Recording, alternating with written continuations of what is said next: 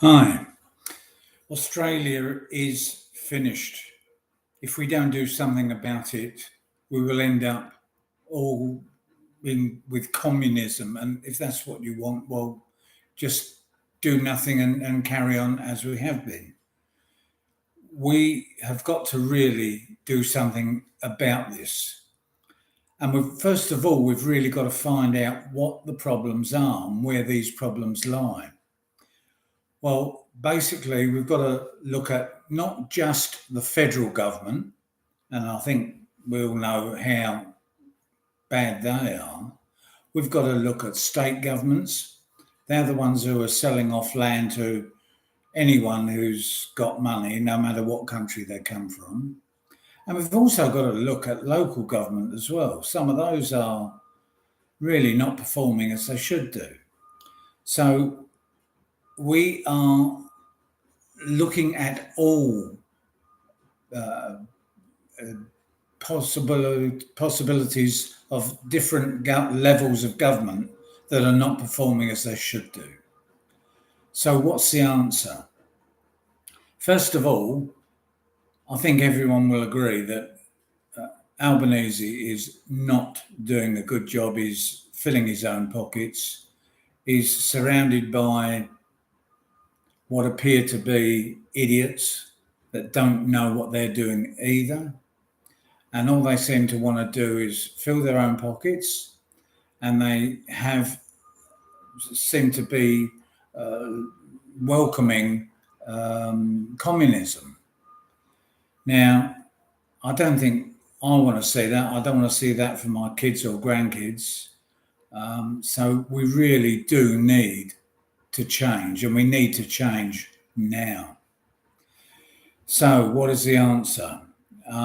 Well, there is no real opposition at the moment. Unfortunately, even One Nation, who just recently, of course, changed their name from Pauline Hanson's One Nation and have dropped her name and just put it as One Nation. But it's still, shall we say, a dictatorship. And some of the things I've just read this morning, I don't believe that they have particularly good policies at the moment. So it is really, as I said before, sorting out the problems and how we're going to do it, why we're going to do it. So first of all, we've got to really get rid of the Labour Party, and we've got to start now. We've got to look at sort of any, local elections, because it really matters. Whatever level of administration you look at, you've got to start now on a path that we think will help Australia. So, first of all, as I said, Labour Party must go. There's no real opposition, no one with any idea of how to change things. No one's prepared to look outside the box.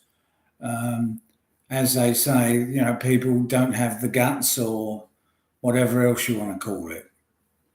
We as a party do. We've got good and sensible policies that will see Australia head into the future and will bring a bright future for not only us, but for our future generations. So, what are these policies? First of all, we believe that we are overgoverned. And I think we have to get rid of state governments. Excuse me. Now, the reason for getting rid of state governments, and I only mean the governments, I don't mean getting rid of our states, but just state governments. They are selling off parts of Australia, they have no one to really stop them doing this. In fact, appear to be making more money in additional stamp duties and charges. So everyone seems to be, enjoying that fact. But whilst we are selling our country out, so state governments must go. And if they go, what do? We save ourselves hundreds of millions of dollars in each state and territory every single year. That is serious money, and we can do a lot to improve our way of life and how we do things. We've also got to look at local governments, and they really have had, I'd say, probably too much of a free rein. So they have to have, in a way, more freedom, but they need to have guidelines and they need all to be audited every year. So what party's going to do this? There is only one real alternative, and that is the Reform Party of Australia. It is in its infancy, so there's a long, long way to go, but we need your help. We need people that either are in politics, have an interest in politics, or just want to help. We need to get this off the ground. So we have policies to not only, shall we say, help how we run things, but it's all based around money. And we know with our household expenditure that we can't buy things we can't afford. This government doesn't seem to worry too much about that, but we have to be careful. One of the policies that we do have, and that is slightly changing the tax burden. I believe any company that operates in Australia, and most companies in Australia do quite well. I think if they make money out of Australian people, they should pay tax in Australia. Not have all these schemes where they have companies all around the world and they virtually end up paying no tax. But that comes at a cost with all their solicitors and accountants and different company setups around the world. So what we're suggesting is that companies, and whether they're Australian owned or whether they're owned by any other international country, that these should be taxed on a price where we're charging them for turnover, not for profit, because profits can be made to look as though they don't exist through franchise fees, costs of products, whatever. By doing it on the turnover, I think it's a fair and reasonable way to do it. We're looking at charges from as little as 7.5%. So not a huge amount, but it just means that the companies then don't have to have all these different sort of foreign setups.